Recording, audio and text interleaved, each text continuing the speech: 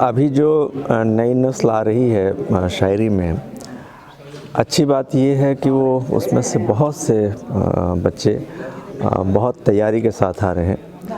उन्होंने अच्छा खासा पढ़ा लिखा है, सोहबतें की हैं और पूरी तैयारी के साथ समझ बूझ कर शेर कह रहे हैं। उनका डिक्शन थोड़ा नया है और रवायती भी है काम उनमें, लेकिन जो कुछ कह रहे हैं उनके अंदर एक ताज़गी है।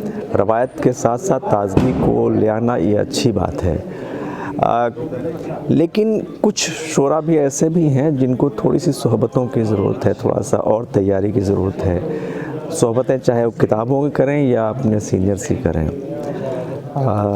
लेकिन उम्मीद एक बहुत अच्छी है, जिस तरह की शायरी आ रही है नए बच्चों से, वो बहुत उम्मीद जगाती है।